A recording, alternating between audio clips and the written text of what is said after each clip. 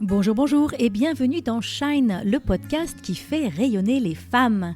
Je suis Christine Levicki, coach, conférencière et autrice de plusieurs best-sellers de développement personnel dont J'arrête de râler, J'arrête de vivre ma vie à moitié endormie et mon dernier livre Femme fière, libre et puissante, publié aux éditions Erol. Ce podcast est une invitation à réveiller ta puissance, reprendre ta place et briller sans compromis dans toutes les dimensions de ta vie. À travers chaque épisode, je souhaite t'inspirer à rayonner dans ton travail, ta santé, tes finances, tes relations, ta sexualité et dans tout ce qui fait ta vie de femme. Des questions, des envies, des idées d'invités? Retrouve-moi sur Instagram @ChristineLevicki. J'adorerais échanger avec toi. Dans quelques instants, tu vas découvrir le contenu de ce nouvel épisode, mais avant, j'avais une super nouvelle à t'annoncer parce que figure-toi que pour célébrer la sortie de mon nouveau livre, Femme fière, libre et puissante, je vais partir en book tour et donc je vais être au mois de juin à Paris, à Rouen, à Bruxelles et à Nantes. Alors, si tu as envie de me retrouver, si tu as envie de réserver ta place pour la conférence que j'organise, alors retrouve-moi sur mon site internet christinelevicki.com et tu peux aussi retrouver toutes les dates sur le lien qui est dans ma bio sur mon compte Facebook et sur mon compte Instagram. Alors, à très bientôt! Dans cet épisode de Shine, je reçois Marie-Éloi, une femme qui ne se contente pas de rêver le monde de demain, elle le construit. Engagée, inspirante, fondatrice des réseaux Femmes des territoires et Bouge ta boîte, elle fédère aujourd'hui des milliers de femmes professionnelles en France pour faire rayonner une économie plus juste, plus humaine et plus durable. Elle est aussi l'autrice du livre Les femmes sauveront-elles le monde, paru aux éditions Erol, un manifeste vibrant pour repenser notre gouvernance mondiale, économique et écologique en y intégrant pleinement les femmes. Car selon elle, le plus grand bug de l'humanité, c'est l'absence des femmes dans les lieux de pouvoir et je suis bien d'accord avec elle. Dans cet échange sans filtre, on parle de l'impact immense mais sous-valorisé des femmes, de solutions concrètes pour l'égalité économique, de l'écologie comme chantier commun et de pouvoir de l'union pour réinventer nos sociétés. Un épisode pour retrouver l'espoir et surtout l'envie d'agir. Bonjour Marie, bienvenue dans ce podcast. Bonjour Christine, merci pour tout ça. C'est la deuxième fois que tu viens au micro du podcast Shine et là je suis très très heureuse de t'accueillir pour parler de ton livre Les femmes sauveront-elles le monde? Et donc dans ce livre tu parles du plus grand bug de l'humanité, l'absence des femmes dans la gouvernance. Est-ce que tu peux nous parler de ça et nous dire à quoi selon toi ressemblerait un monde géré à part égale? Ouais, alors déjà, je te remercie parce que effectivement, c'est la deuxième fois, c'est toujours un plaisir. Et tu sais, comme j'ai souffert pour écrire ce livre, parce que toi, tu as vu l'envers du décor. Donc Oui. merci de m'accueillir là. Oui, en fait, pour moi, c'est le plus grand bug de l'humanité parce qu'il suffit de renverser les chiffres actuels que l'on connaît par cœur et qui finalement nous semblent tout à fait normaux. Mais quand tu les inverses, tu vois, quand tu dis, bah en fait, dans le monde, il y a 89% de femmes chefs d'État, 94% des CEO sont des femmes, 98% des banques sont dirigées par des femmes, 92% des maires MAIRES sont des femmes. Ben, tu te dis, mais en fait, il y a quelque chose qui est inacceptable quand tu renverses les chiffres. Tu vois à quel Oui, point. je disais aussi dans ton livre, je voyais les chiffres de les 82% des parents solos seraient des hommes si on inversait les chiffres, en fait. Si on inversait tous les chiffres, on aurait 95% des chefs étoilés seraient des femmes, 96% des chefs d'orchestre aussi, 95% des diffusions sportives concerneraient les femmes, 100% des 50 sportifs les mieux payés seraient des femmes. Donc c'est intéressant, tu proposes d'inverser les chiffres pour qu'on réalise à quel point ça changerait le monde, en fait, à quel point ça serait une autre réalité dans laquelle on vivrait. En fait, est-ce que les hommes auraient des freins? Si tu vois les femmes dans tous les domaines, parce que ça c'est valable dans tous les domaines. Vraiment, j'ai regardé partout, même les domaines où il y a le plus de femmes, tout en haut, on n'a pas de femmes. Et en fait, c'est vraiment universel. Et si le monde était inversé avec ces chiffres-là, est-ce qu'on parlerait de légitimité des hommes? Est-ce qu'ils se sentiraient légitimes? Est-ce qu'ils auraient aussi, on leur parlerait sans arrêt de leurs freins? Parce que moi, la question qu'on me pose le plus depuis 10 ans, c'est pourquoi les femmes ont des freins? Et j'en peux plus de cette question. Il faut qu'on parle des forces des femmes. Donc ça, c'est la première chose. Et puis la deuxième chose, si le monde était comme ça à l'envers, est-ce qu'il fonctionnerait bien ou est-ce qu'il serait dysfonctionnel? Évidemment qu'il serait dysfonctionnel s'il était à Mhm. l'envers. Parce qu'en fait, on a l'impression que la mixité, donc l'équilibre femmes-hommes à la gouvernance du monde. La mixité, c'est quelque chose de secondaire, quelque chose dont on s'occupera quand on aura le temps. On a parfois aussi l'impression que c'est juste, entre guillemets, parce que déjà ça devrait absolument nous faire réagir, juste une question d'éthique ou de justice sociale. Mais en fait, c'est beaucoup plus que ça. La mixité, c'est vraiment le socle de l'humanité sans lequel tout dysfonctionne. Et donc, pour moi, le fait qu'on manque de femmes dans tous les domaines de la société au sommet du monde, c'est pour moi responsable de toutes les crises que nous vivons, qu'elles soient sociales, sociétales, environnementales. Et Albert Einstein disait, on ne peut pas résoudre un problème avec le même mode de pensée que celui qui l'a créé. Et Mhm. en fait, la mixité, c'est ça. C'est pas trois femmes en plus dans une entreprise. C'est cet autre mode de pensée dont nous avons terriblement besoin. Ça transforme tout, ça transforme notre rapport au pouvoir, notre rapport à l'argent, ça transforme nos organisations, notre fonctionnement, nos priorités, les priorités du monde, ça transforme notre lien à l'environnement, à l'humain, ça transforme tout. Et donc le fait qu'on manque de femmes, pour moi, oui, c'est le plus grand bug de l'humanité, Christine. Mhm. Mhm. Oui, c'est intéressant ce que tu dis de dire, on peut avoir tendance à se dire, ah bah les femmes, on veut bien une égalité, mais c'est à elles de prendre leur place. Quand on postule, enfin quand on ouvre les postes, elles postulent pas. On n'a pas assez de femmes qui sont prêtes à prendre ces postes à responsabilité. Et toi, tu dis oui, mais c'est pas juste ça le problème. C'est pas une histoire que les femmes ne prennent pas leur place. C'est aussi qu'elles ne sont pas représentées. Et il y a tellement peu de femmes déjà qui occupent ces postes que c'est compliqué de trouver de trouver sa place dans ce genre de poste. Et tous ces doutes que l'on a, c'est pas que les femmes doutent d'elles-mêmes d'un point de vue fondamental, en fait. C'est le système qui amène les femmes à douter d'elles-mêmes. Bah, en fait, on est dans un monde où les femmes ne sont pas représentées tout en haut, donc toute notre vision, nos idées, nos expériences de vie, tout ce qu'on vit finalement n'est pas représenté dans les priorités du monde. Et puis, tout ce monde actuel, il a été conçu sans nous. C'est-à-dire tout Mhm, le système dans lequel nous vivons, on n'a pas participé à l'élaborer ce système. Les lois ont à peu près tout interdit aux femmes dans l'histoire, d'entreprendre, d'étudier, de conduire, de voter. Tout a été interdit aux femmes et les lois ont été quasiment toutes écrites sans les femmes, sauf depuis récemment.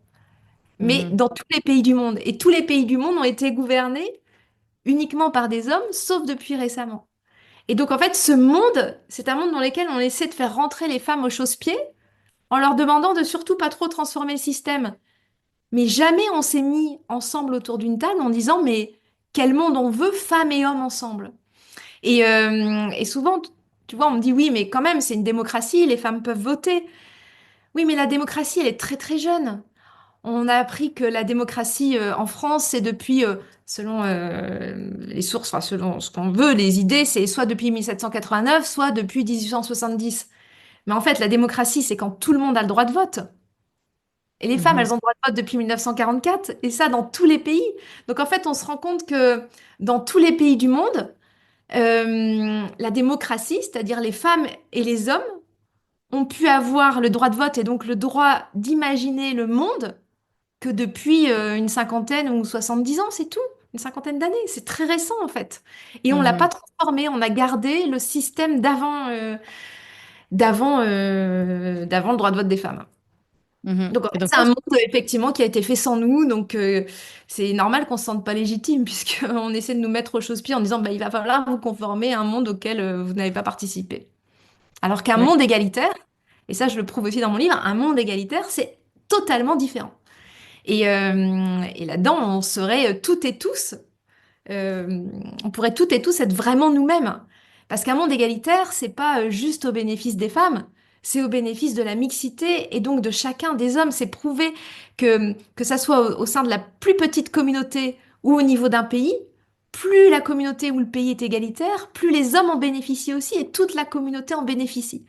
Donc c'est une énigme absolue pour moi. Enfin, j'essaie évidemment de démontrer pourquoi on en est là, mais c'est une énigme absolue de se dire pourquoi la mixité n'est pas la priorité du monde, puisqu'elle transforme tout, que les communautés en ont tous les bénéfices et que l'environnement est absolument protégé quand un monde est égalitaire. Quand un monde est égalitaire, au centre, il y a l'humain, il y a l'environnement et il y a la paix.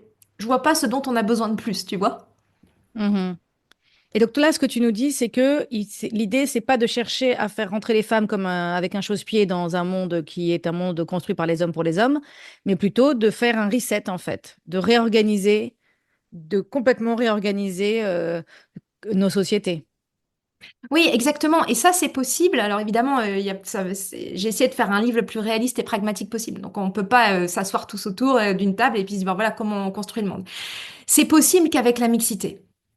Et donc, plus il y aura de femmes et plus il y aura de parité et d'égalité à tous les sommets du monde et donc à tous les niveaux du monde, parce que c'est pas juste au sommet, c'est vraiment partout. Plus il y aura d'égalité et de mixité, plus ça va se transformer. C'est pour ça que la mixité dérange autant, c'est pour ça qu'elle est autant attaquée, c'est pour ça que l'égalité est autant attaquée. C'est parce qu'on sait que ça transforme tout. On va pas pouvoir garder le système tel qu'il est aujourd'hui le jour où il y aura de la mixité. Donc voilà pourquoi elle est autant la cible. Et donc, il faut d'abord commencer par faire rentrer les femmes dans le Partout. système tel qu'il est. Oui, il faut que, et ça encore une fois au bénéfice des hommes aussi, il faut faire rentrer les femmes partout. Et je dis au bénéfice des hommes et j'insiste parce qu'en fait il y a énormément de peur sur les femmes. C'est vraiment le sujet le plus tabou au monde, vraiment après y avoir réfléchi en long, en large, en travers. Je pense que le sujet le plus tabou ce sont les femmes. On ose agir et on ose parler pour les jeunes, pour les talents des quartiers, pour les seniors, on n'a aucun problème. Mais pour la catégorie entre guillemets femmes, on a toujours l'impression que si on agit pour les femmes, on va agir contre les hommes. Donc ça, c'est Hmm. la première grosse peur qui est présente partout. Moi, dès que je parle de ce qu'on fait, donc de nos réseaux féminins, on me dit oui, mais moi, je suis pas contre les hommes. Mais moi non plus, je suis pas contre les hommes. Quand on agit pour les femmes, on agit pour la mixité et pour tout le monde. On n'agit pas contre les hommes. Quand on agit pour les jeunes, on n'agit pas contre les seniors. Bon, bah, c'est le même principe en fait. Donc ça, c'est la Hmm. première grosse peur qui nous empêche d'agir pour la mixité, qu'on soit femme ou homme, hein, d'ailleurs. Ça, c'est nous les femmes, on a tellement peur de franchir cette ligne rouge, de dire mon Dieu, si j'agis pour les femmes ou si je parle pour les femmes, je vais agir contre les hommes. Non, pas du tout. En fait, ça, c'est deux sujets différents. Et puis la deuxième grosse peur qui est là chez nous, et notamment nous qui avons été biberonnés en France à la peur de l'essentialisation, donc qui a été théorisée par Simone de Beauvoir et qui fait que on a toujours la crainte de dire les femmes ont un impact sur l'environnement ou sur le care. On a l'impression qu'on va mettre les femmes dans des cases enfermantes, c'est-à-dire femmes égales par génétique ou par biologie, en lien avec l'environnement ou avec le care. Je ne sais pas si je suis claire, mais en fait, ce que je veux dire, c'est qu'on a peur de dire femme égale protection de l'environnement. Mais en fait, entre complètement nier ce lien, entre dire non, non, il n'y a pas de lien entre les femmes et l'humain et l'environnement et le care, et faire en sorte de dire oui, il y a un lien évident biologique et génétique entre les femmes et l'environnement et le care. Entre les deux, il y a un curseur. Et le curseur, c'est les expériences de vie. Aujourd'hui, par expérience de vie, par expertise, par juste pragmatisme, les femmes ont beaucoup plus les mains dans le cambouis du care et de l'environnement que les hommes. C'est un fait, c'est massif et c'est partout. J'ai pris ma calculatrice et j'ai calculé ça de façon pas forcément très académique, mais en me basant sur les chiffres de l'INSEE. Est-ce que tu sais combien il y a d'écart entre les femmes et les hommes sur les tâches domestiques et parentales au sein du foyer, donc sur tout ce qui concerne le care? Ah bah oui, bah c'est au moins deux tiers, enfin c'est au moins un tiers, minimum un tiers de tiers. Et ben en fait, sur une vie active, quand on prend des journées de 8 heures, sur une vie active, c'est 12 ans d'écart. C'est 12 Hmm. ans de carrière, de loisirs, de rien faire, de faire ce que je veux, en moins pour les femmes et Mhm. en plus pour les hommes. Et donc, c'est aussi 12 ans d'expérience de vie et d'expertise sur le soin aux autres, parce que les femmes sont massivement dans tous les pays en charge des plus jeunes, des plus vulnérables, des personnes âgées, des malades. Elles sont aussi en charge de l'alimentation, de l'eau potable. Et donc, elles ont une expérience de vie du care et aussi du lien à l'environnement, parce que quand l'environnement est sain, elles voient tout de suite le lien sur l'impact sur la santé de leurs proches. Et pareil, Mhm. quand l'environnement est dégradé, elles le voient aussi. Et donc les femmes agissent et protègent partout dans le monde. Donc on a cette expertise et cette expérience de vie qu'on ne peut pas nier. Donc en fait, c'était pour dire qu'il y a deux peurs. La première peur, c'est d'avoir peur de parler des femmes parce qu'on pense que ça va être contre les hommes. Et la deuxième peur, c'est de dire les femmes sont par nature liées à l'environnement et au care. Et du coup, on n'ose pas montrer les forces des femmes.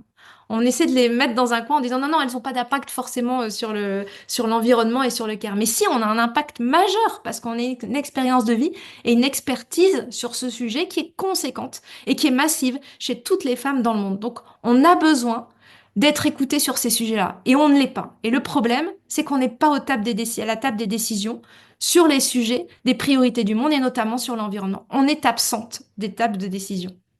Mhm. Mhm. Je me demande si c'est la même chose aussi sur la paix, parce qu'en fait, on a, alors c'est pas la paix mondiale, mais on a aussi, en tant que femme, dans nos foyers, on joue un rôle très, très important sur qu'est-ce qui contribue à la paix et qu'est-ce qui contribue au conflit et qu'est-ce qui contribue au désaccord, qu'est-ce qui contribue dans notre couple. On est souvent la gardienne du fait que ça marche bien. Entre nos enfants, on est aussi les gardiennes que ça se passe bien. On n'y arrive pas toujours. Mais en tout cas, voilà, je me demande s'il y a aussi ce sujet de la paix qui est aussi un sujet où on a une sensibilité particulière. Mais oui, c'est tout à fait juste parce que tu l'as très bien dit, on a été éduqués à être davantage dans l'écoute, dans le dialogue, dans la collaboration, dans la coopération que les hommes, c'est un fait en fait. Il y a énormément d'études qui prouvent que plus il y a de femmes dans les négociations et les accords de paix, plus ceci dure longtemps, plus la paix dure longtemps et plus elle est signée rapidement. Et aujourd'hui, on n'a que 4% de femmes négociatrices dans les accords de paix. 4%. Comment veux-tu qu'on s'en sorte? Mhm. Évidemment que s'il y avait autant de femmes que d'hommes dans les accords de paix, évidemment que le monde serait davantage paisible et pacifique qu'aujourd'hui, c'est une évidence. Et elles sont non seulement gardiennes de la paix, mais aussi elles sont bâtisseuses de la paix, c'est elles qui reconstruisent la paix. Et je ne sais pas si tu connais cet exemple génial au Libéria. Tu te rappelles de cette guerre atroce qui a duré 14 ans au Libéria dans les années 90-2000. Mhm. Euh, il y a eu 250 000 morts. Et en fait, pendant toutes ces années, on a dit aux femmes, c'est pas votre affaire, la guerre. C'est une Oui. affaire d'hommes. Et puis, les femmes ont dit, bah, en fait, non, on est évidemment concernés, on a été violés, nos maris tués, nos enfants ont été enrôlés comme soldats, donc elles ont commencé à se fédérer. Et c'est une histoire vraiment hyper inspirante, parce que lors des énièmes accords de paix dans le palais présidentiel du Ghana, le pays voisin, elles sont allées en force. Elles ont bloqué toutes les issues, les portes, les fenêtres du palais présidentiel. Et elles ont dit aux hommes, maintenant, vous signez l'accord de paix. Et comme les hommes rechignaient, elles ont commencé à se déshabiller. Et Mhm. dans cette culture, voir une femme mariée se déshabiller, c'est signe d'une énorme malédiction. Bah, ça a été Mhm. radical. L'accord de paix a été signé. Et un an après, a été élue la première femme chef d'État du continent africain, Ellen Johnson Sirleaf. Alors mon propos n'est évidemment pas de dire il faut que nous les femmes on se déshabille pour la paix, c'est pas du tout ça. Mais par contre qu'on se compte dans les accords de paix. Évidemment qu'il faut qu'on compte, on peut pas rester 4% de femmes. Imagine s'il y avait dans les accords de paix 4% d'hommes. Enfin c'est inentendable en sens inverse. Et ça, Mhm. ce déséquilibre-là, on le retrouve à l'économie, on le retrouve à l'environnement, on le retrouve en politique, on le retrouve vraiment partout dans le monde. En tout cas chez les Mhm. chefs de gouvernement. Donc c'est vraiment ça qu'il faut changer et c'est ce pourquoi je milite. Mhm. Et alors, par où ça commence? Bah par nous. En fait, on a toujours l'impression que c'est quelqu'un d'autre qui va venir nous sauver et qui va venir faire en sorte de remettre du bon sens sur cette planète, donc de remettre de l'humain, de l'environnement, du care au centre, parce que c'est ça dont on a besoin pour que l'espèce survive, hein. C'est vraiment ça, c'est pas autre chose. On a toujours l'impression que quelqu'un va venir nous sauver ou alors que ça va être deux, trois startups qui vont venir nous sauver, mais non, c'est nous. C'est vraiment nous. C'est pour ça que chaque action compte. Moi, je suis tout le temps à la rencontre de femmes, entrepreneuses ou salariées dans les territoires et je leur dis, mais c'est vous qui comptez, c'est nous qui comptons, c'est nos actions qui comptent. On peut pas donner notre capacité d'agir à un éventuel messie, héros ou héroïne qui va arriver. Non, c'est à nous d'agir. Et pour agir, ça passe par l'égalité économique. Ça passe par prendre notre place dans l'économie, c'est-à-dire par vivre de notre activité, c'est-à-dire par postuler à un poste qui nous fait envie, c'est-à-dire par vraiment prendre notre place partout dans la vie professionnelle. Évidemment, c'est pas simple.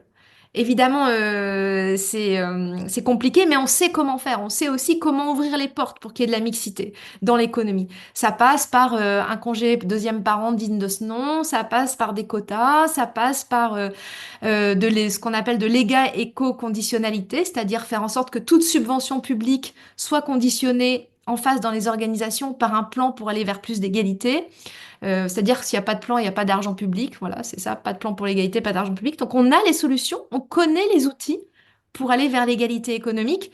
Et le jour où il y a égalité économique, bah, au sein du foyer, il y a forcément un meilleur partage des tâches domestiques et parentales, parce que c'est pas le plus gros salaire qu'on va protéger, même de façon inconsciente. On va vraiment pouvoir répartir équitablement les tâches. Et puis dans les entreprises, ben, ça sera aussi casse-pied de recruter ou de promouvoir un homme qu'une femme s'il y a un congé deuxième parent digne de ce nom.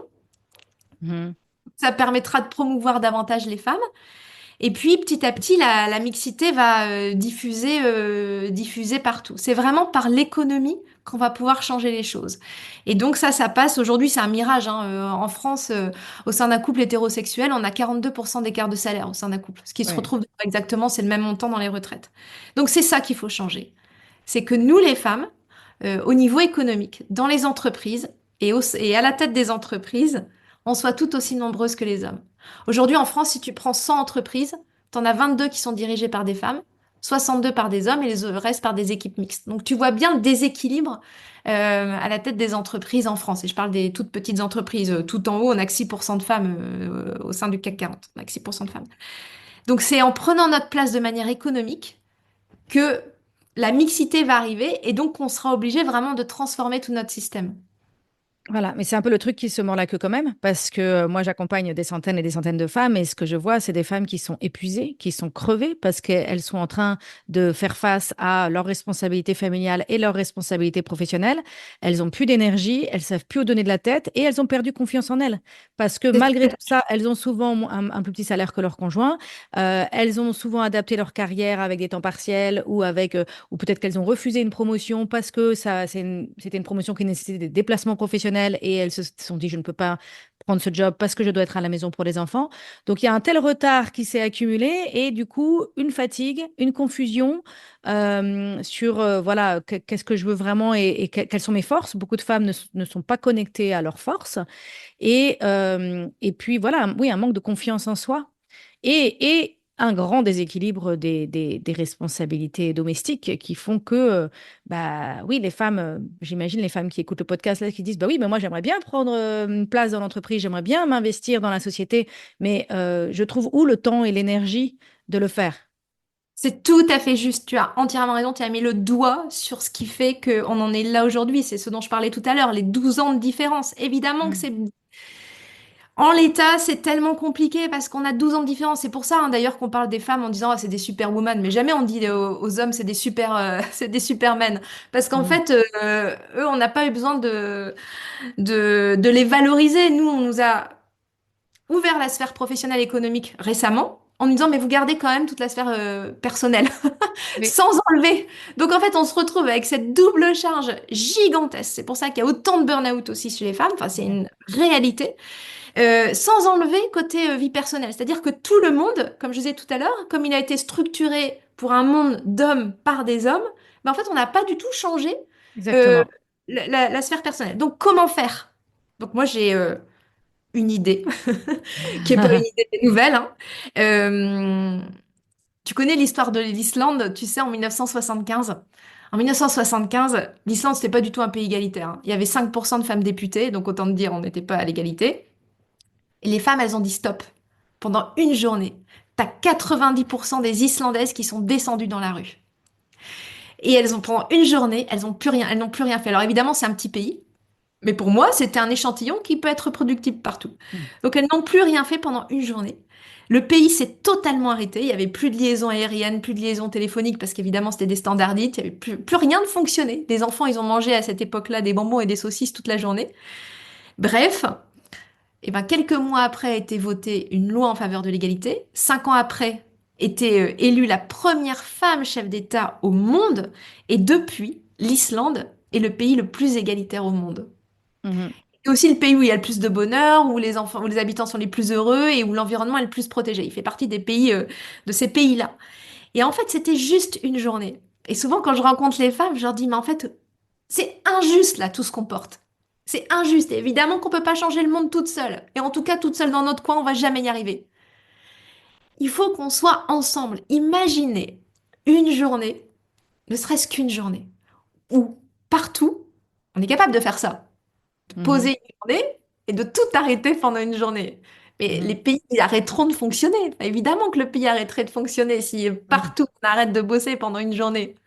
C'est Mhm. sûr, et tu vois, je les vois avec leurs yeux qui s'ouvrent en se marrant. Elles savent que c'est vrai, on tient Mhm. les territoires, on tient le pays. Évidemment que ça s'arrêterait complètement si Mhm. on faisait plus rien. Et on est capable de faire ça. Ouais.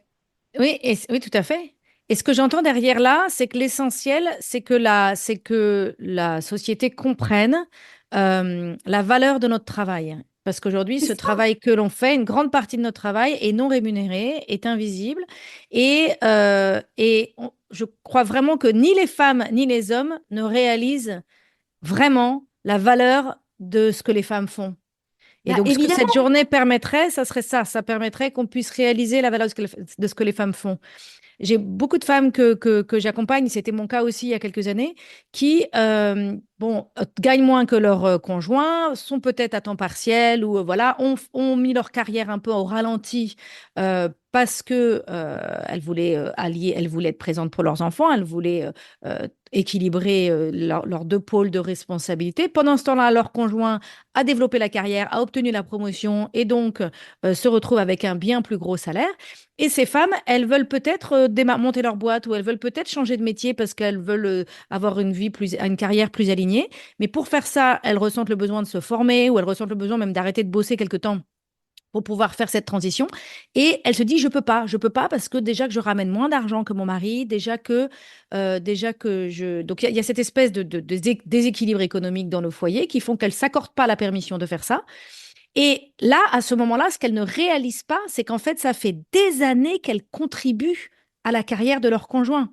Ça fait des années que de manière non rémunérée, elles ont investi de leur argent. Enfin, c'est de leur argent, c'est de l'argent qu'elles n'ont pas gagné, qu'elles ont consacré à la famille. Et la famille, c'est pas juste. On dit aussi souvent que les femmes, la famille, ça appartient à la femme. Mais non, les enfants, le couple a voulu les enfants et l'homme est autant responsable de tout ce qui se passe dans la maison que la femme, sauf que c'est la femme qui le fait. Et il y a vraiment un besoin de réécrire comment la perception et la valorisation de ce travail. C'est tout à fait juste. C'est les 12 ans dont je parlais tout à l'heure encore, mais ça, c'est dans la sphère personnelle. Donc, effectivement, bah, tout ça, c'est du travail gratuit, hein, donc on a l'impression que c'est comme la femme donne la vie, bah, c'est le prolongement de ça, donc c'est à nous de porter, mais pas du tout en fait. Les deux parents et en plus les hommes, notamment les jeunes pères, ont envie de ça et ça change tout hein, quand ce sont les deux parents qui s'occupent de manière égalitaire à la maison, ça transforme aussi les générations suivantes et leur perception de l'égalité, donc c'est hyper important. Donc ça, première chose. Et puis ensuite, tous les domaines du care dans la vie professionnelle sont des filières les moins rémunérées. Tout ce qui Mhm, concerne les infirmières, les sages-femmes, alors qu'on sait qu'en termes de responsabilité, de compétences, de prise de risque, elles devraient être payées au niveau des ingénieurs. En mhm, fait, elles sont payées au lance-pierre parce qu'en fait, on a l'impression que c'est le prolongement de ce qu'on fait à la maison. Et donc, mhm, en fait, et ça, c'est né au moment de l'industrialisation. Tu sais, qu'on a séparé vraiment les tâches, qu'on a divisé les tâches. On a dit aux hommes les tâches de production, d'économie, d'argent, et les femmes le care. On les a mises à la maison. Et c'est vraiment arrivé à ce moment-là. Évidemment, c'était crescendo depuis très longtemps, mais c'est arrivé à ce moment-là. Et en fait, les hommes qui avaient la voix et le pouvoir ont été déconnectés du care à ce moment-là. C'est-à-dire qu'ils ne mhm, voyaient plus ses priorités, puisqu'ils n'en avaient mhm, plus la charge. Ce qui fait qu'on a dirigé tout le monde, on a dirigé le monde entier, les priorités du monde et les indicateurs, vers des priorités qui n'incluaient pas le care et qui ne comprenaient pas à quel point c'était vital pour l'espèce. mhm, Alors que les femmes qui avaient les mains dedans, qui ont porté ça bénévolement ou très peu rémunérées, elles n'avaient pas la voix. Elle n'avait pas la voix pour dire c'est ça le plus important et regardez à quel point c'est essentiel pour notre espèce.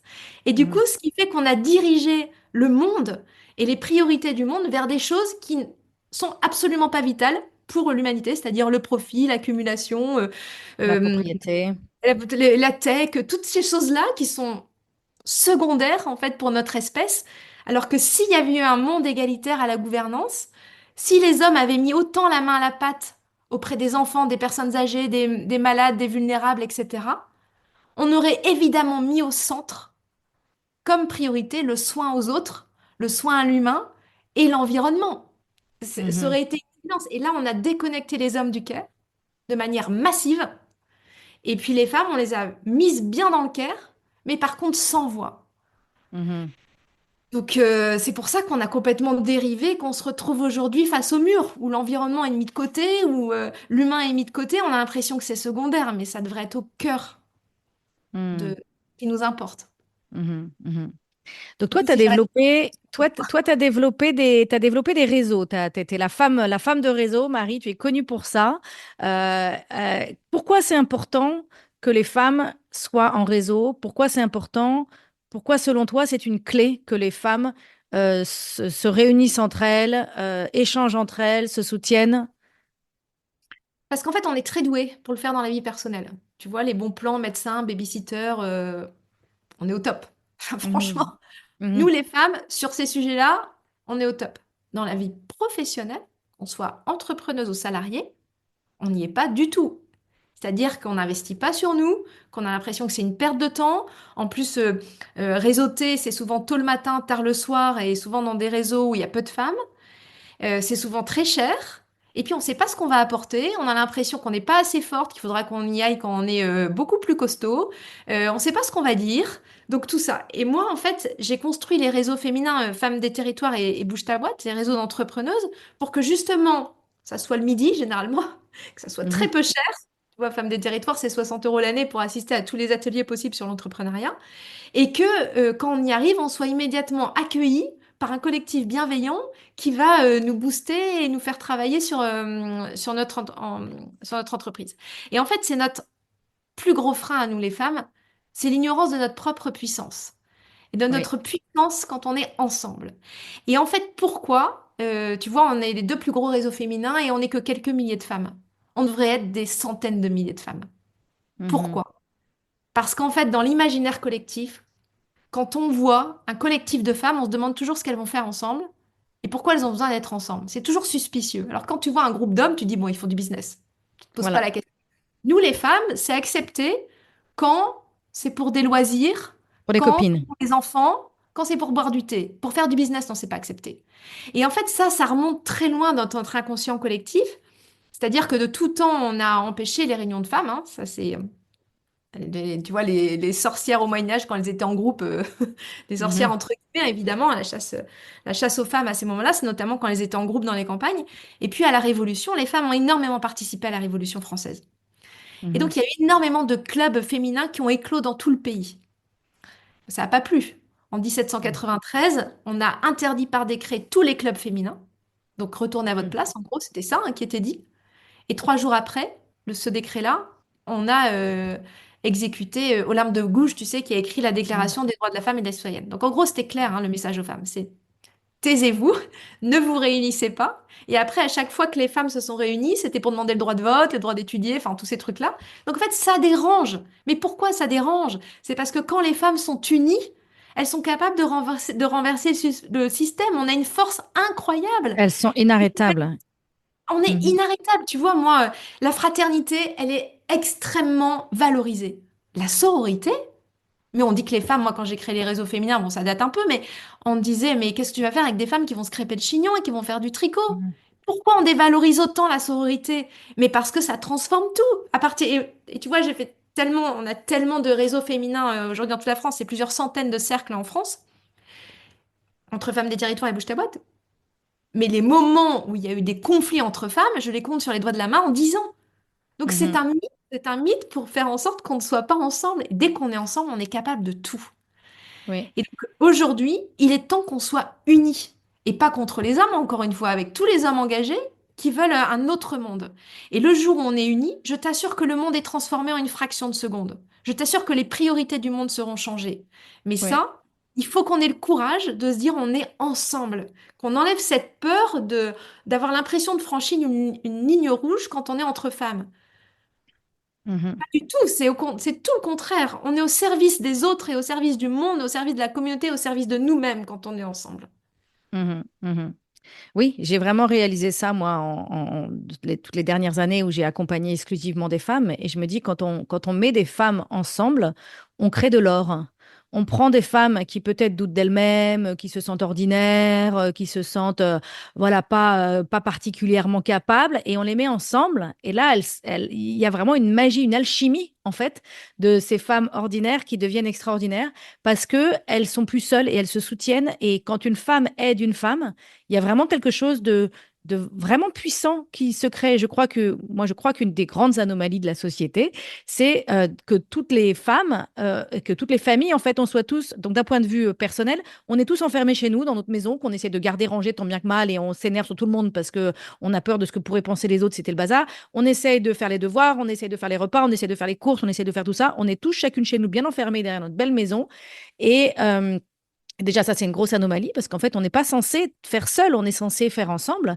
Et puis, on a cette comparaison avec les hommes où on a l'impression qu'on est, on a un moins bon salaire ou je sais pas quoi, on a l'impression qu'il y a quelque chose qu'on ne sait pas. On se dit, ah, les hommes, eux, ils savent. Les hommes, eux, ils peuvent monter un business ou ils peuvent décrocher la promotion parce que eux, il y a quelque chose qu'ils savent que moi, je sais pas. Je sais pas d'où ça vient, qu'on a cette croyance, de cette idée de moi, il y a quelque chose que je ne sais pas.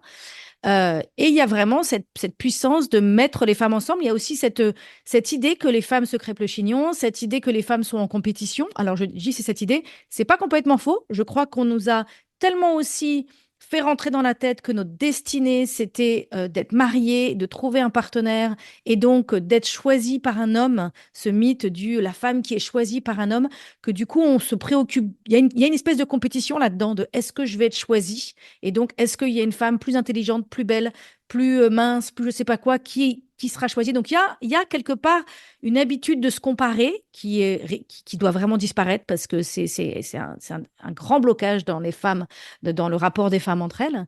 Mais quand on arrive à faire tomber ça et quand les femmes arrivent à être ensemble dans la sororité, à se tenir la main, à se soutenir, à croire en l'une et à l'autre, là, on devient absolument inarrêtable. Mhm. Ah oui, ça n'a plus lieu d'être, hein, tout ça. Enfin, c'est bon, c'est fini. Et Mhm. plus il y aura d'égalité économique, plus il y aura de sororité. Je suis convaincue de ça. Et tu vois, tu disais, on est inarrêtable et les hommes, on pense toujours que les hommes savent mieux faire. Mais en fait, tu vois, dans la catégorie business, entrepreneuriat, dans les personnalités les plus médiatisées en France, il y a 1% de femmes médiatisées. Mhm. Évidemment que quand tu mets 99% d'hommes visibles sur ces sujets-là, tu dis, ah bah, il faut être un homme, inconsciemment. Tu te dis ça, il faut être un homme pour faire ça. Mhm. Pour monter une C'est pour ça que c'est start-up, hyper important. pour être C'est DG. Mhm. pour ça que c'est hyper important chacune de se rendre visible. Parce que du Mhm. coup, c'est pas pour nous, enfin, c'est très bien, c'est pour nous, mais ça va inspirer tout le monde derrière. Et ça va Mhm. bouger ces lignes-là. Donc, c'est un devoir d'intérêt général de se rendre visible pour ça. Et puis après, tu vois, quand on pense au Liberia où les femmes, on leur a dit pendant des années, la guerre, c'est une affaire d'hommes. Mais résultat, à partir du moment où elles sont mêlées, ça s'est arrêté. Mais c'est pareil pour tout. Tu vois, je parlais d'environnement tout à l'heure parce que pour moi, c'est extrêmement important. Mais quand tu regardes toutes les études, il y a des centaines d'études aux quatre coins du monde qui montrent que plus il y a de mixité, plus l'environnement est protégé. Et ça, dans la petite communauté forestière au fin fond du Kenya, en Inde, au Brésil, peu importe, n'importe où, que dans les grands groupes, chez les agriculteurs, chez les entrepreneurs, et aussi au niveau politique, dans les parlements, plus ils sont mixtes, plus les traités environnementaux sont ratifiés. Et il y a même une étude qui a étudié les votes au Congrès américain pendant 50 ans qui montre que les femmes votent largement plus en faveur de l'environnement et les femmes non blanches encore plus. Donc on sait que si on veut protéger l'environnement, ce qui est quand même devrait être notre priorité absolue sur Terre, il faut des femmes. Donc Donc il faut. la raison pour laquelle on n'avance pas et ça bouge pas, c'est parce qu'il n'y a pas assez de femmes. Bah non. Et du coup, le système reste tel qu'il est auparavant, les priorités restent les mêmes. Si les femmes sont là, elles savent, je le disais tout à l'heure, on voit le lien avec l'environnement, on voit l'importance de l'environnement sur la santé de nos proches. On sait partout dans le monde, c'est quelque chose de massif, les hommes aussi. Mais sauf qu'ils sont déjà à la table des décisions, pas nous. Donc, évidemment qu'on a besoin de femmes sur ces sujets-là. C'est Mhm. indispensable. On n'arrivera pas à réaliser de transition écologique sans les femmes. On n'y arrivera pas. C'est pas possible. Mhm. Mhm. Ah, On l'a fait, hein, quand tu vois. Le monde en ce moment, tu te dis, mais mon Dieu, le jour où on a autant de femmes chefs de gouvernement que d'hommes, je t'assure que c'est transformé. C'est Barack Obama qui disait ça. Il disait, après y avoir longuement réfléchi, je suis convaincue que s'il y avait autant de femmes, que si pendant 2 ans, les femmes étaient chefs de gouvernement partout dans le monde serait radicalement transformé. Mhm, Bon, ça peut pas arriver d'un coup, donc c'est pour ça qu'il faut de la mixité. mhm, Le jour où il y a de la mixité, plus la même chose. mhm, On mhm, sauvera le monde vraiment. mhm, mhm. Donc, C'est à faut nous que de prendre notre place. c'est à nous de prendre notre place et de savoir que ça peut être difficile de le faire seul et que donc rejoindre un réseau de femmes, s'entourer d'autres femmes, être soutenu par d'autres femmes. Ce que je remarque aussi avec dans les réseaux de femmes, c'est que parfois on doute de soi, mais souvent on doute pas des autres femmes qui sont dans le cercle. Si on est dans un cercle de femmes, on va avoir super confiance dans les autres femmes et on va encourager les autres femmes à vas-y, décroche ta promotion, vas-y, postule pour le poste, vas-y, inscris-toi à ta formation, vas-y, fais l'interview, vas-y. Bon, voilà, on va croire en l'autre, mais nous, on ne croit pas en soi. Mais en fait, à force, quand on est en cercle, à un moment donné, ça retombe sur nous. À un moment donné, le cercle va venir sur nous et va nous dire la même chose. Et du coup, bah, on se dit, OK, OK, donc si je crois en toutes les autres femmes du cercle, il n'y a pas de raison que je ne crois pas en moi. Et donc, c'est là où on sort de ce manque de confiance en soi, en fait, qui est vraiment fondamental. Et je suis d'accord avec toi, c'est une énorme anomalie. Moi, je ne comprends pas que les femmes puissent douter de leur capacité quand je vois ce qu'elles sont déjà en train de porter. Mais en fait, c'est ça, Regardez. on est tellement asphyxié par tout ce qu'on porte. Oui. On n'arrive pas à prendre cette place-là et à se dire, mais c'est pas normal ce qui se passe. C'est pas normal. L'inverse. Mais l'inverse, le monde s'arrêterait s'il y avait 89% des chefs d'État qui sont des femmes. Tu penses bien que ça serait inacceptable. 94% des CEO qui sont des femmes. Et ça serait inacceptable. Mhm. Pourquoi on accepte? Mais parce qu'on a été conditionné depuis toujours, parce qu'on a été exclu depuis toujours et parce qu'en plus on nous a filé sur les bras une charge monumentale supplémentaire. C'est surtout ça. Là, tout de suite, en tout cas, moi, aujourd'hui, ce que je vois comme principal blocage, c'est ça. C'est que je pense qu'il y a beaucoup de femmes qui vont nous écouter, qui vont dire, oui, moi, je veux bien ça, c'est super réjouissant, tout ça, c'est formidable. Mais sauf que je suis crevée. Et Bah, sauf c'est que pour ça qu'il là, faut faire une journée où on fait rien. Comme mhm. ça, on est toutes capables de... ouais. On est toutes capables de le faire. On est toutes Mais, capables de dire. En fait, le donc, plus difficile, hein, je l'ai mais on tourné dans fait tous les rien, ça veut dire quoi, on fait rien? Donc, on se lève sens. et On se lève, on va toutes dans la rue et on discute.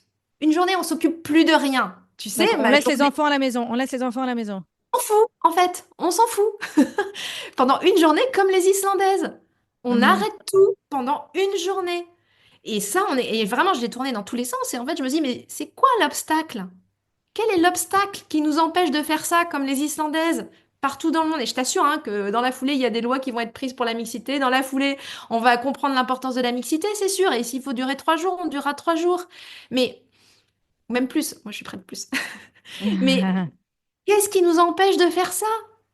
Qu'est-ce qui nous empêche? En fait, le plus difficile, c'est pas tant de dire je pose un jour ou de dire j'arrête pendant une journée. C'est pas ça le plus difficile. Le plus difficile, c'est de déterminer la date. On est capable de déterminer une date ensemble quand même. Donc on détermine une date, on ne fait rien pendant une journée pour que le monde voit à quel point il repose sur les femmes. mhm, Et ensuite, on compte. Moi, ce que je veux, c'est qu'on compte tout autant. On doit compter tout autant. On ne peut plus être comme ça des miettes, c'est pas possible. mhm. T'es partante pour la journée? Ah bah oui, bah moi je suis partante. Oui, oui, moi je suis partante. La première chose auquel j'ai pensé, c'est si on a des enfants en bas âge, comment on fait? Et les Euh, mecs, ils ont bien des pères. Alors parfois oui, non, oui, évidemment, parfois non. Mais ils ont bien des grands-pères dans ces cas-là, oui, tu vois? Ou oui. des...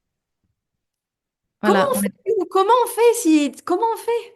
Bah oui, nous on le fait depuis le début, on s'en occupe, on gère Depuis le tout, y début. compris les enfants. Donc oui, je suis d'accord. Je suis d'accord. Qu'est-ce qui Ouais. nous empêche? Non, c'est une bonne idée. Tu parles dans ton livre pas mal de l'optimisme, parce que je pense aussi que c'est le pessimisme et c'est d'avoir un horizon fermé qui nous empêche d'aller de l'avant. Pourquoi, selon toi, l'optimisme est un moteur d'action? Bah, en fait, tu vois, on va se dire, elle est complètement utopiste et irréaliste avec ses idées. Mais l'optimisme, ça a été le plus grand moteur des changements dans l'histoire. On se bouge pour l'espoir d'un meilleur monde. On se bouge pas pour quelque chose qui nous fait peur. On va se bouger pour l'envie d'un meilleur monde. Et c'est ça qui nous fait nous transcender et qui nous montre à quel point on est capable de tout. Donc Mhm, c'est pour moi de l'optimisme stratégique. C'est-à-dire c'est indispensable aujourd'hui d'être optimiste. Parce qu'en fait, ce qui nous arrive là, ce qui nous tombe dessus, c'est tellement des dystopies, c'est tellement un avenir privé de nature, avec des robots, avec tout, enfin, de l'espace. Enfin, ok, d'accord, mais moi, ça me fait pas rêver, en fait. Donc, on a Mhm. besoin d'imaginer le monde de demain, un monde qui est prometteur et qui nous donne envie de nous lever et de dire, bah oui, stop maintenant, on va mettre de la mixité. Et en fait, le pessimisme ou la peur ou le déni, ça nous paralyse. Ça nous paralyse. Mhm. C'est pas en nous paralysant qu'on va sauver le monde, hein, ça c'est sûr, c'est pas possible. Mhm. L'optimisme, ça nous met en action. Et en fait, au lieu de faire l'autruche là et de se dire non, non, bah de toute façon je peux rien faire, je suis impuissante, eh ben faisons le colibri. Tu sais, cette histoire du petit Mhm. colibri qui fait sa Mhm. part. Faisons le colibri. Et si on fait tout ça, imagine si on est des millions à faire ça. Mais on peut y arriver. Donc oui, je suis optimiste, mais c'est maintenant. Parce que souvent, on se décharge en disant oui, mais les générations futures, elles vont tout transformer. Tu parles, les générations futures, elles vont pas tout transformer, elles ont déjà toutes les co-anxiétés qui Non, leur non, arrivent. elles ont besoin que nous on agisse. Elles ont besoin que nous on C'est nous agisse. d'agir, c'est nous Mhm. maintenant. Et Mhm. à notre échelle, je demande pas de faire des trucs incroyables. Une journée, Mhm. rien que ça. Et prendre Le sa 8, place comme on le peut. 8 mars, le 8 mars. Une journée pacifique où on est toutes dans la rue, on fait plus rien. Vous vous débrouillez comme les Islandaises. Mhm. Et on va voir là, à quel Toutes point dans on a la besoin. rue. J'aime bien cette idée-là. Toutes dans la rue et on parle. Tu Toutes vois de la qu'on est rue. On parle. capable de ça en fait. Et Voilà, on a on n'a tellement même pas besoin de manifester, de protester, juste on va dans la rue et on parle. Voilà. il n'y a plus rien qui fonctionnera, on le sait. Toi et moi, on le Mhm. sait. Mhm. Mhm. On sait qu'il n'y a plus rien qui fonctionnera si les femmes s'arrêtent. Mhm. Mhm. Non, tu as raison, l'optimisme, c'est important. C'est important qu'on puisse oser croire en un monde meilleur. Moi, je suis donc dans le coaching depuis 20 ans, dans le développement personnel, et c'est maintenant très salvant en poupe. Il y a des livres partout, il y a des podcasts partout, il y a des vidéos sur YouTube partout. C'est vrai. C'est formidable le développement personnel. Sauf que je dis souvent aux gens, si vous êtes dans le développement personnel, mais que quelque part dans votre inconscient ou conscient, vous cultivez l'idée que de toutes les façons, c'est fichu et que c'est pas possible, donc, en fait, pas d'espoir, d'accord? Eh ben, ça sert à rien parce que pour se développer, faut avoir l'idée qu'on a le choix.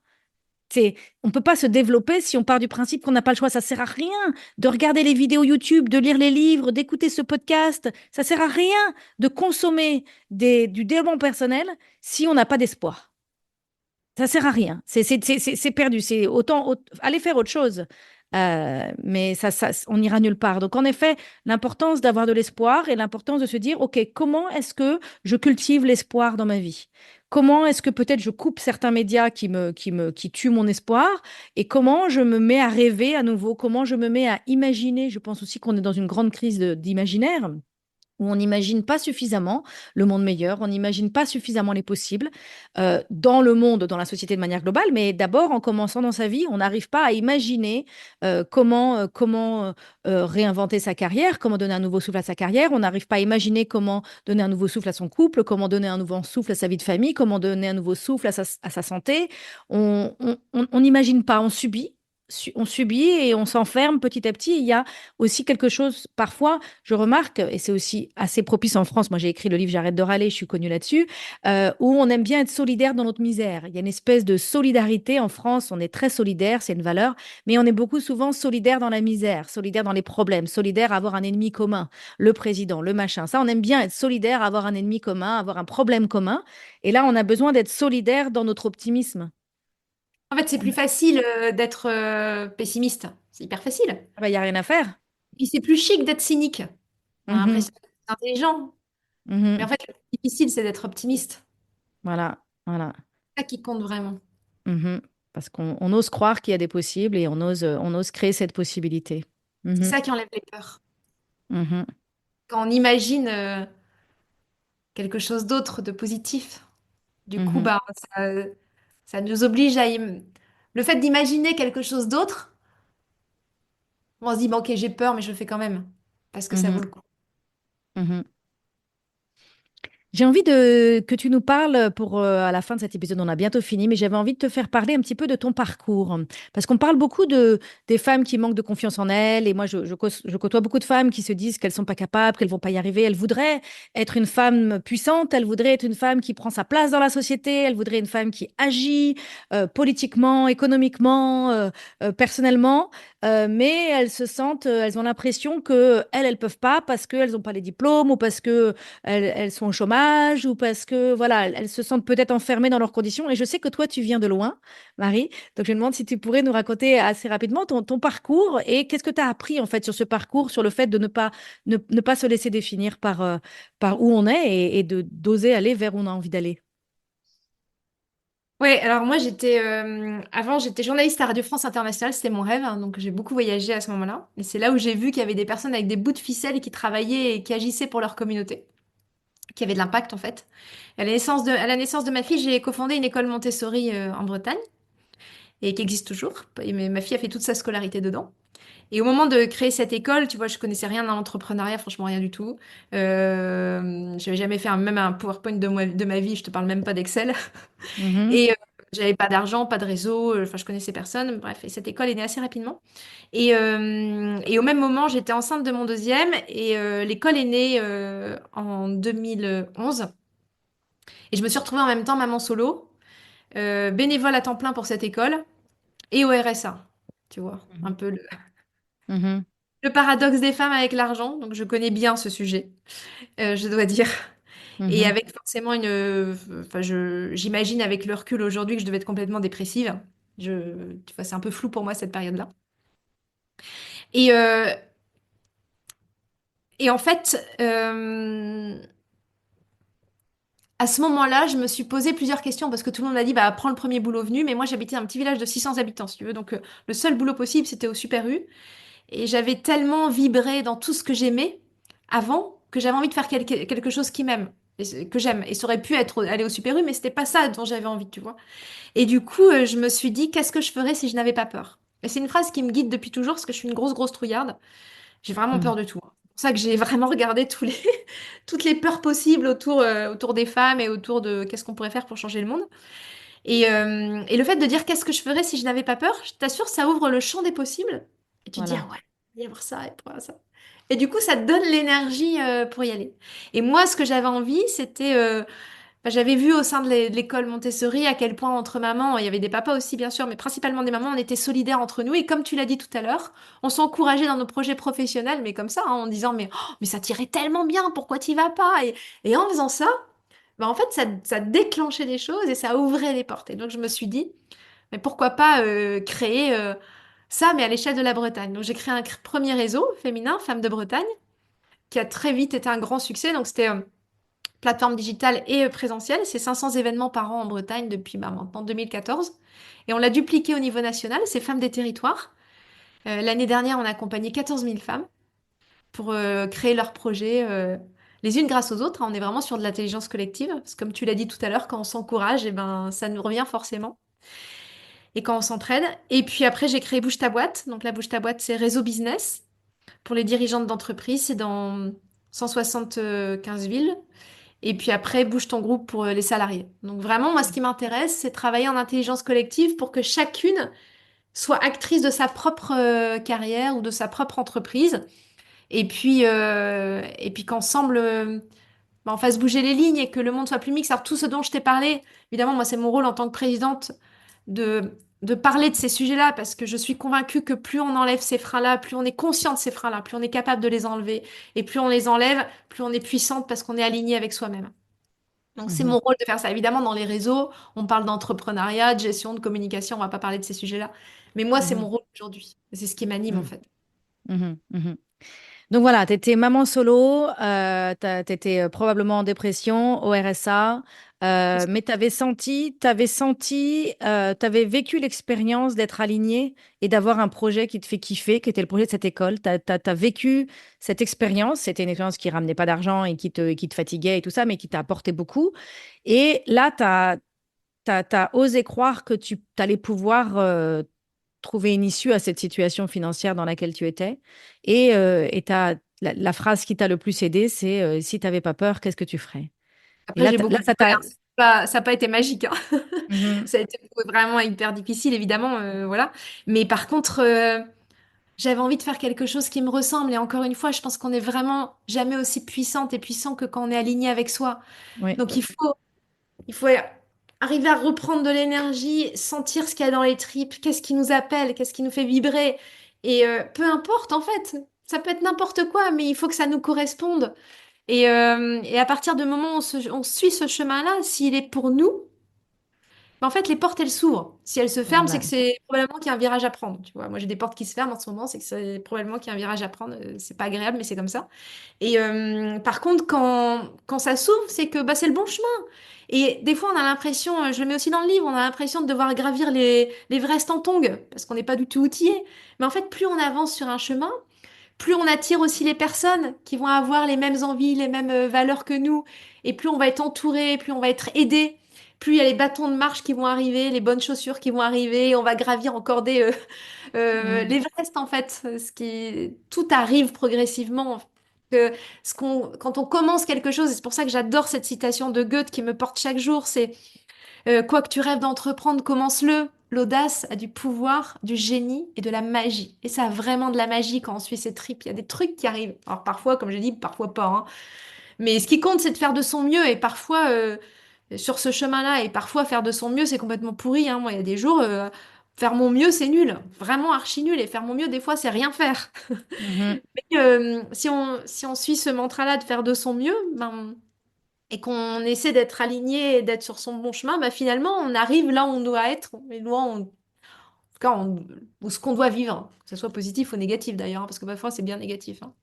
Mhm. Ben, on en tire des leçons et on apprend et on grandit. Ouais, c'est Mhm. ça. Oui, le Même dernier si pour chapitre, l'instant, le c'est dernier différent. chapitre, le dernier chapitre de mon nouveau livre, c'est Suis le chemin de tes désirs et réalise que la vie conspire à te soutenir. Et Ah, c'est c'est ça, ça. c'est travailler sur cet alignement, être à l'écoute de ce qui résonne en soi, pas seulement de ce qui est raisonnable. Tu vois, toi, peut-être que ce qui était raisonnable, c'est de prendre le job au Super U et tu t'es dit non, en fait, moi, ça résonne pas. Ça résonne pas de faire ça, c'est raisonnable, mais ça résonne pas. Et donc, je choisis de commencer par la résonance, je choisis de rester avec ma résonance et là, tu as pu imaginer, tu as pu imaginer impossible, t'as osé rêver, tu as créé ce projet et après, tu y as été, tu as eu l'audace de poser les actions et la vie a conspiré à te soutenir. Tout à fait.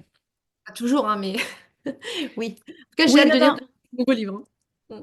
Ouais. Ouais, ouais, je suis d'accord avec toi, c'est important de dire pas toujours. C'est pas parce que tout d'un coup on suit ses désirs que tout d'un coup c'est tapis rouge. Et Ah ouais, non. non, la vie nous teste, la vie nous teste, la vie vient nous chercher pour voir si on est vraiment attaché à ce qu'on veut. Moi, j'ai beaucoup de personnes qui m'ont vu démarrer en tant que coach. Quand j'ai démarré, personne ne me connaissait. J'ai démarré de rien. J'ai démarré de rien, rien, rien. Et pendant plusieurs années, je gagnais difficilement 500 euros par mois. Et j'ai des gens qui me disent, tu viens de loin. Je dis oui, je viens de loin, mais il a jamais été question de m'arrêter. Et pourquoi est-ce qu'il a jamais été question de m'arrêter? Parce que j'étais tellement alignée.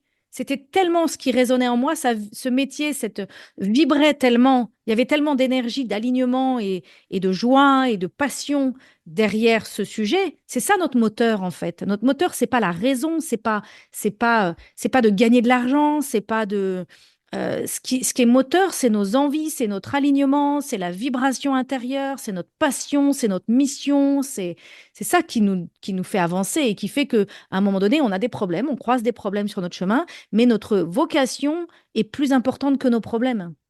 Des fois, ça change. Des fois, la vocation, elle change.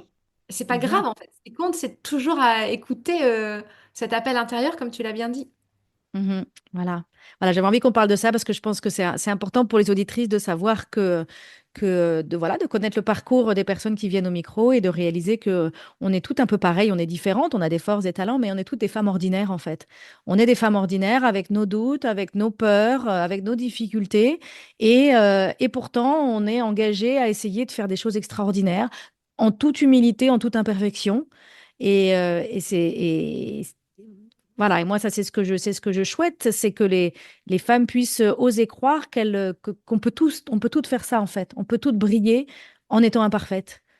Alors, tu me fais penser à un truc, tu vois, il y a quelques années, j'ai dû intervenir devant un public de 1000 personnes. C'était la première fois. J'avais bossé, mais comme une folle, mon texte. Et j'arrive sur scène.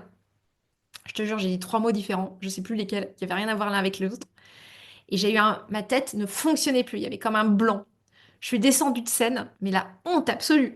J'ai rasé les murs, tu vois, et à ce moment-là, c'est l'entracte. Et tout le monde est sorti, tu vois. Tout le monde me voyait du coup, quoi.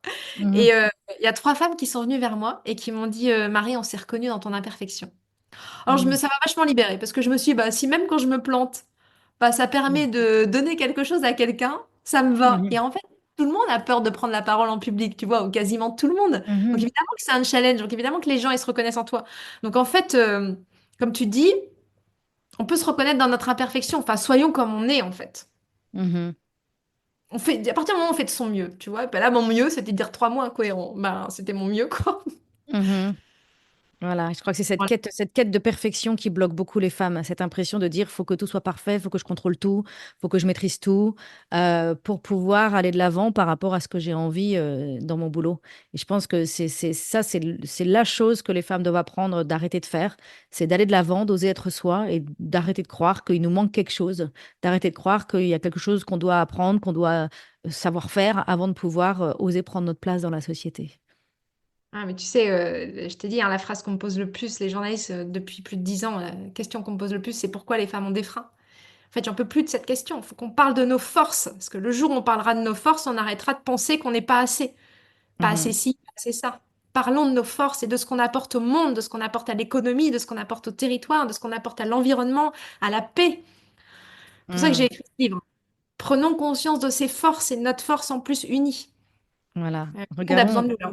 Ouais, on fait énormément et je suis d'accord avec toi, je ne comprends pas pourquoi on n'occupe pas plus de postes à responsabilité parce qu'on est tellement capable, mais on est tellement capable et on s'en rend même pas compte. C'est ça qui est vraiment impressionnant. Donc j'espère que cet épisode va motiver les auditrices à réaliser de quoi elles sont capables et moi aussi, ça me motive de me dire oui, c'est vrai, moi aussi je suis capable et de voilà, d'oser faire ce qu'on a envie de faire, d'oser occuper les places qu'on a envie d'occuper dans la société, de se mobiliser pour rééquilibrer les choses, valoriser le travail qu'on apporte. Et je sens que ça bouge. Maintenant, il faut que ça bouge plus rapidement, il faut que ça bouge de manière déterminée. Il est temps parce que la paix en a besoin, parce que l'environnement en a besoin, parce que nos enfants en ont besoin, les personnes, les humains en ont besoin. On est dans un vrai burn-out, un burn-out humain, burn-out de la planète. Et là, on arrive dans un burn-out politique. Donc voilà, là, burn-out généralisé. Et on a besoin des femmes. On a besoin des femmes pour rééquilibrer ça. Cette régénération dont on a besoin passera par le féminin, passera par une rééquilibre entre le masculin et le féminin. Donc allons-y, allons-y, allons-y. Ça va être formidable aussi de savoir aussi que de se dire que ça va être formidable, que ça va tellement rééquilibrer les choses, on va tellement pouvoir créer une société plus juste, plus meilleure pour tout le monde. Et ça, T'as c'est dit ce que le tu juste dis et mot, c'est hein. important. Mhm, L'équilibre. Nous, mhm, on a besoin d'équilibre. mhm. Exactement. Formidable. Écoute, Marie, on va clôturer cet épisode. Est-ce que tu aurais un petit mot de la fin à nous dire? Je compte sur vous, hein, le jour où on détermine cette date. J'espère qu'on sera toutes en train d'être d'ensemble dehors à se marrer Oui, et à se marrer de voir que le monde réalise à quel point on a besoin de nous. oui, tout à fait. Tout à fait. Comment on te suit, Marie? Comment on te retrouve sur les réseaux pour qu'on puisse Alors sur être LinkedIn, informé de la date? c'est une date à décider ensemble, hein, sur LinkedIn et sur Insta. Ok. Je réponds à mes messages toujours. Parfois, je mets un peu de temps, mais je réponds à mes messages. Donc, c'est Marie-Éloi Ouais. sur Avec un LinkedIn et Y. sur Insta. Ouais. Éloi avec un Y. Super, très bien. Un grand merci, Marie. À très Salut, bientôt. à bientôt, Christine. Merci beaucoup. Merci d'avoir écouté cet épisode. Si ce que tu as entendu aujourd'hui t'a parlé, t'a fait vibrer ou t'a donné envie d'aller plus loin, alors imagine ce que 5 jours ensemble, du 22 au 26 juin près de Montpellier, peuvent t'apporter. La retraite Rise Up, c'est une opportunité unique de te reconnecter à ta puissance, de faire tomber les barrières invisibles qui t'empêchent d'avancer et de créer enfin la vie que tu désires profondément. Ça t'appelle ? Écris-moi à contact@christinelevicky.com et je t'enverrai toutes les infos, y compris le replay de notre appel de présentation. Et en attendant, prends soin de toi et continue d'oser.